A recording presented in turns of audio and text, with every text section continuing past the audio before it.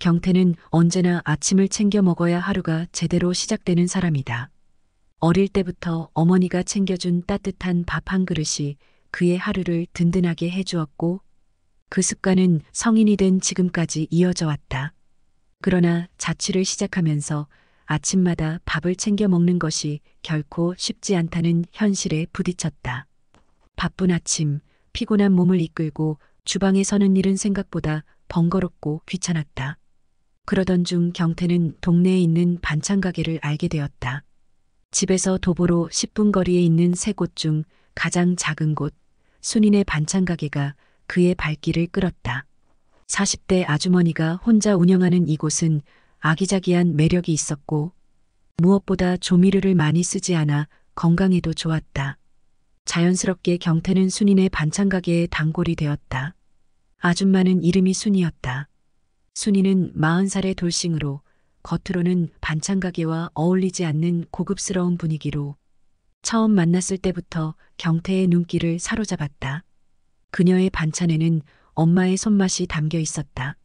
소박하지만 정성 가득한 음식들은 경태에게 잃어버린 집밥의 추억을 되살려 주었고 그 따뜻함은 매일 아침 그의 마음을 달래주기에 충분하였다. 하지만 경태가 아주머니에게 끌리게 된 이유는 단순히 음식 때문만은 아니었다. 그녀의 외모는 화려하지 않았다. 화려한 화장을 하지도 않았고 특별히 눈에 띄는 스타일도 아니었다. 하지만 그녀에게는 단정하고 차분한 고급스러움이 있었다. 그녀의 얼굴에는 세월의 흔적이 남아 있었지만 그 흔적들은 오히려 그녀를 더 깊이 있고 매력적으로 보이게 만들었다. 경태는 반찬 가게에서 음식을 담아내는 그녀의 손길을 볼 때마다 그 고급스러움과 세련된 분위기, 그리고 그녀의 미소 속에 감춰진 외로움과 강인함이 경태의 마음을 두드렸다. 그날 밤 경태는 오랜만에 대학 친구들과 술자리를 가졌다. 1차로 포장마차에서 소주를 몇 잔 기울였고 2차로 호프집에서 맥주를 나눠 마시며 회포를 풀었다.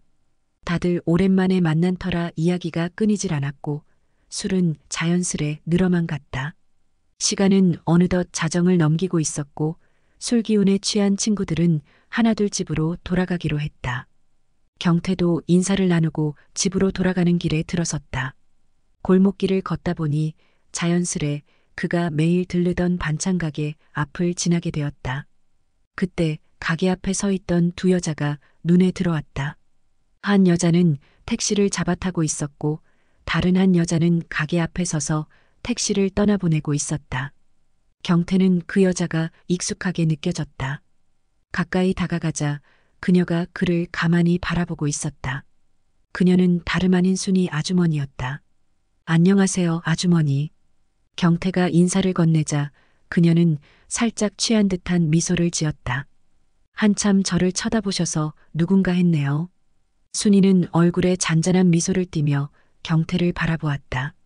그녀의 눈동자에는 술기운이 어린 듯 은은한 빛이 감돌았다. 왜? 나이 많은 아줌마가 쳐다봐서 실망한 거야? 그녀의 목소리에는 장난기가 묻어 있었다.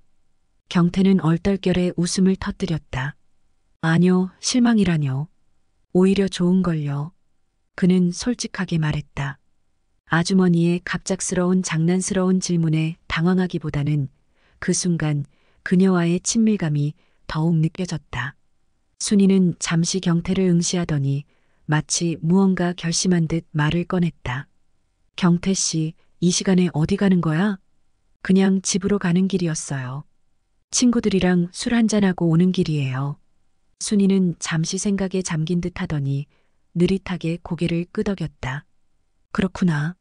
근데 경태 씨, 시간 좀 있어? 잠깐 가게에 들어가서 시원한 꿀물 한잔하고 갈래? 경태는 그녀의 제안에 잠시 망설였지만 사실 그는 조금 더 그녀와 함께 시간을 보내고 싶었다. 그럴까요? 그러면 잠시 들렀다 갈게요.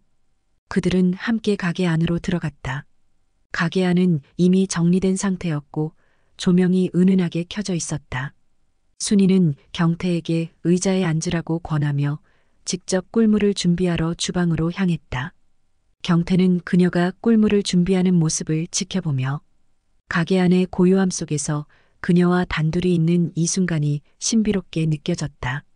잠시 후 순이는 꿀물 한 잔을 들고 나와 경태에게 건넸다. 자, 이거 마시고 속 좀 풀어.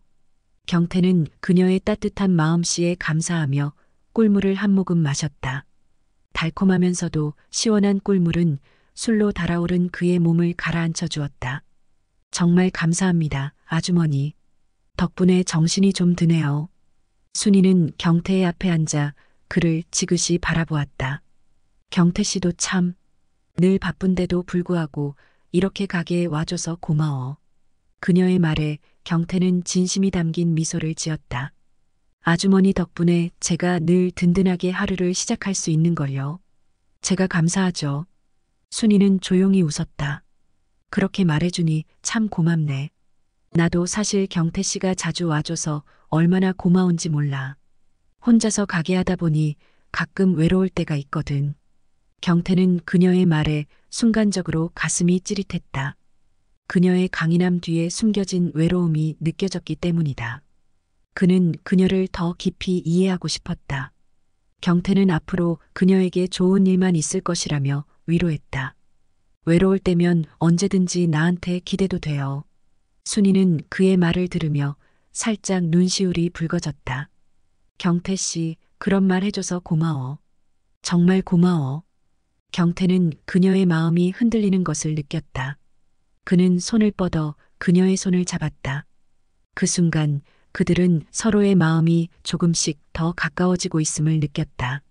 순이 아주머니는 이혼 후 혼자 지내며 2년이라는 긴 시간을 보냈다.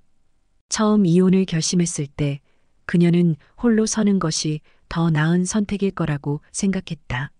남편과의 결혼 생활은 오랫동안 냉랭해졌고 서로에게 무관심해진 지 오래였기 때문이었다. 하지만 혼자 사는 것이 예상보다 훨씬 힘들고 외롭다고 털어놓았다. 이혼하고 나서 혼자 지낸 지 벌써 2년이 넘었네요. 처음에는 홀가분할 줄 알았는데 시간이 지나니까 너무 외롭더라고요. 가게에서 손님들을 만나면 잠깐이라도 기분이 나아지지만 집에 돌아가면 또다시 혼자라는 현실이 무겁게 다가와요. 그녀의 말에 경태는 가슴이 뭉클해졌다. 그녀의 외로움이 그의 마음을 두드렸다. 이때가 바로 자신이 생각해온 감정을 솔직하게 표현할 순간임을 직감했다. 마음이 뛰기 시작했지만 그는 결심을 굳히고 조심스럽게 말을 꺼냈다. 저도 사실 혼자 지내는 게 많이 외롭습니다. 경태가 입을 열었다. 그녀가 자신을 향해 눈길을 돌리자 그는 진지하게 그녀를 바라보며 말을 이어갔다. 아주머니, 저희 외로운 사람끼리 서로 의지하면서 잘 지내보면 어떨까요? 처음에 순이 아주머니는 경태의 말이 농담인 줄 알고 피식 웃었다. 그런 말하지 마요. 당신 같은 총각이 왜 나 같은 사람한테 그런 말을 해요? 하지만 경태는 한 번 더 진지하게 고백을 이어갔다. 아니에요, 아주머니. 저 정말 진지하게 말씀드리는 거예요. 우리 한번 만나보면 어떨까요? 그녀는 잠시 말을 잃었다. 경태의 진심 어린 고백에 마음이 흔들렸다. 오래도록 느끼지 못했던 감정들이 그녀의 가슴 속에서 꿈틀거리기 시작했다. 순이 아주머니는 경태를 향해 부드럽게 미소 지으며 고개를 끄덕였다. 그래요, 우리 한번 잘 지내봐요. 순이는 경태의 대답에 미소를 지으며 그의 손을 꼭 잡았다. 그렇게 두 사람의 이야기는 새로운 국면을 맞이하게 되었다. 순인의 반찬 가게는 더 이상 단순한 아침 반찬을 사는 곳이 아니었다. 그것은 경태와 순이의 마음이 이어지는 특별한 장소가 되었다. 안녕하세요. 저는 31살의 평범한 미혼남입니다. 올해 5월 중순 경기권으로 발령을 받아 처음으로 자취를 시작하게 되었습니다. 사실 혼자 살아보는 것에 대한 로망도 있었고 본가와는 차로 40분 거리라 큰 부담도 없었습니다. 회사에서 도보 10분 거리에 괜찮은 매물이 있어 바로 계약했고 그렇게 새로운 삶이 시작되었죠. 자취를 시작한 지 얼마 되지 않아 저는 반찬 가게에 자주 들르게 되었고 거기서 지금의 여자친구를 만났습니다. 그녀는 저보다 10살 연상으로 반찬을 사러 간 첫날부터 호감을 느꼈습니다. 세련된 외모도 좋았지만 무엇보다 성격이 유쾌하고 밝아서 볼수록 점점 빠져들었습니다. 그녀가 40살이라는 사실도 곧 알게 되었지만 그게 문제는 아니었죠. 시간이 지나면서 자연스럽게 그녀와 동거를 하게 되었고 어느새 1년이 흘렀습니다. 그러나 2달 전부터 문제가 생기기 시작했습니다. 그녀의 전 남편에게서 연락이 오기 시작한 겁니다. 재혼하려던 계획이 무산되었고 첫째 아이가 초등학교에 입학하면서 엄마가 필요하다고 합니다. 아이들이 엄마를 많이 보고 싶어 한다는 이유로 그녀는 전 남편 집에 들락날락거렸고 얼마 전에는 그 집에서 외박을 하기도 했습니다.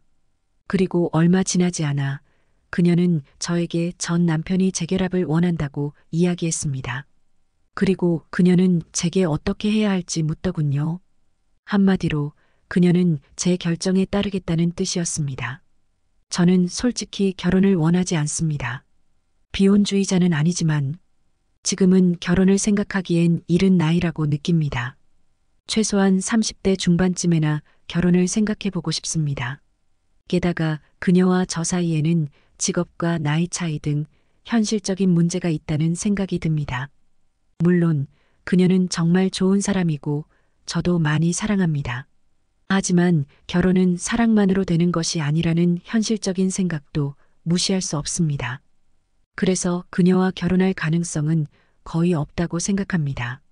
그녀가 결혼 이야기를 꺼낼 때마다 저는 슬쩍 다른 이야기로 화제를 돌리곤 했습니다. 하지만 이제는 솔직하게 이야기를 해야 할 때가 온 것 같습니다.